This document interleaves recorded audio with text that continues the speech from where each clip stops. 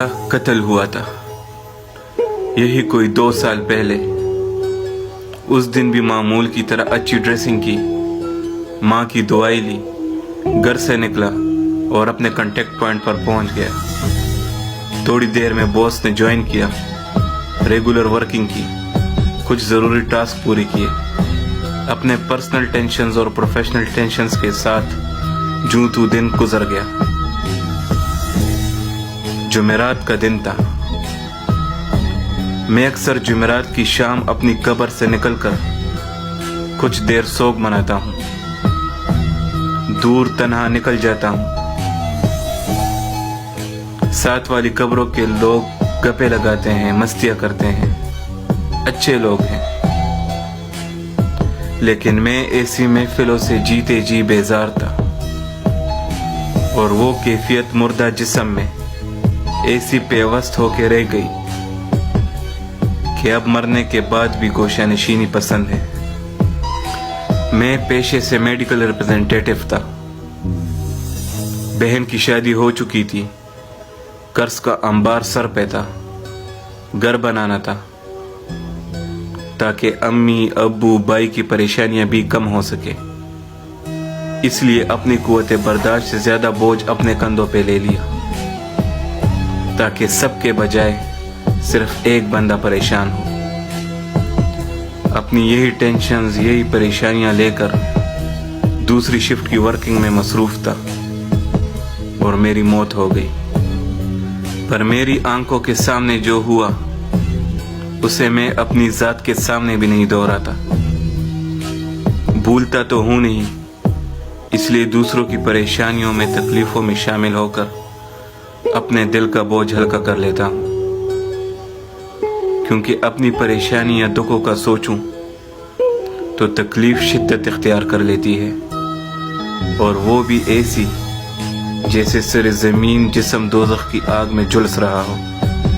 दुख बहुत होता है, बेवक्त मौत, घर की जिम्मेदारियां, लेकिन कब्रिस्तान में अच्छे लोग मिल गए हैं, बहुत ख्याल रखते हैं मेरा। मैं नहीं बैठता उनके साथ, खुद आके बैठ जाते हैं, और मेरी लबों पर मुस्कान लाए बिना नहीं उठते। आज 2 साल पूरे होने को हैं। जब भी कोई घर से आता है, मैं कब्र से निकलकर दूर चला जाता हूँ। अम्मा के घुटनों में तकलीफ रहती थी, शुरू में आती थी, अब आना छोड़ दिया। कुछ दिन पहले मोहल्ले से आने वाले बुजुर्ग ने बताया कि अम्मा बीमार रहती है, लेकिन भाई काफी जिम्मेदार हो गया है, अम्मा अब्बा का ख्याल रख लेता है। यही सोचकर मैं भी दिल को तसल्ली दे देता हूँ कि चलो भाई अब काफी जिम्मेदार हो गया है, और अब्बा शायद नाराज हैं, कभी ईद शब बारात पर भी मिलने नहीं आते, जनाजे पर भी आए तो जनाजा पढ़ के चल दिए। मेरी ख्वाहिश ही रही कि जब वो कब्र में उतारेंगे तो एक बार उन्हें गले लगा लूंगा, मगर कुदरत के फैसलों के सामने हर कोई बेबस होता है। मेरी बहन कई बार आई मेरी कब्र पर, रोती और फातिहा पढ़कर खामोश बैठी रहती। मैं उसे दूर से देखता रहता, और इसके सिवा कर भी क्या सकता था। ना ही उसे तसल्ली दे सकता था, और ना ही उसके आंसू पहुंच सकता था। वो बहुत हैरानी से मेरी कब्र को देखती रहती। उसे शायद तब भी मेरी मौत का यकीन नहीं था। उसे जो यकीन था मेरी जात पर, वो चकनाचूर हो चुका था। वो हालात के सामने तब तक हार नहीं मानती जब तक मैं मैदान में होता था। वो अक्सर मुझे कहती थी कि तुम्हें हर मुश्किल से निकलने का फन आता है, तुम एक कामयाब इंसान बनोगे। मुझे तुम पर बहुत ज्यादा भरोसा है। जितना मैं उसकी शादी पे खुश था, उससे कई गुना ज्यादा वो मेरे मौत पर दुखी थी। उसे फूलों से बहुत सख्त एलर्जी थी। चंबेली के फूल अगर वो दूर से भी देख लेती तो उसे छींकें आना शुरू हो जाती थी।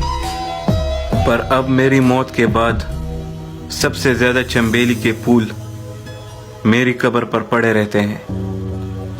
मेरी बहन जब मेरी कब्र पर चंबेली के फूल रखती है तो मैं दूर बैठकर खूब रोता हूं, फिर हंस भी देता हूं। जब तक वो चंबेली के फूल सूख कर हवा के साथ उड़ नहीं जाते, मैं अपनी कब्र के पास नहीं जाता। शायद उस दिन से मुझे चंबेली के फूलों से एलर्जी हो गई, जिस दिन से मेरी बहन ने मेरी कब्र पर रखना शुरू कर दी। कहते हैं इंसान और हैवानों में फर्क सिर्फ एहसासात और जज्बात का होता है। इंसान तब तक नहीं हारता जब तक वो मायूस नहीं हो जाता। मेरी मौत मेरे अपने हाथों हुई है। मैं किसी को कोई दोष या कोई इल्जाम नहीं दूंगा। मैं भरोसे और मुखलिसी के घमंड में बहता हुआ दुनियादारी की दीवार से टकराकर रेजा रेजा हो गया।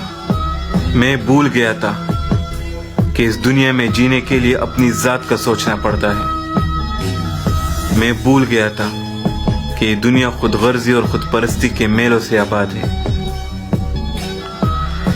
नेक नीयती, मुखलिसी और भरोसे जैसे बेकार शब्द इंसान को उस तलातम के हवाले कर देते हैं जिसमें सरवाइव करना नामुमकिन होता है। मुझे उस दिन किसी ने नहीं मारा। मेरी मौत मेरे अपने हाथों हुई, क्योंकि मेरा सर मेरे भरोसे के आगे झुक गया था। उसी दिन मैं मर गया था।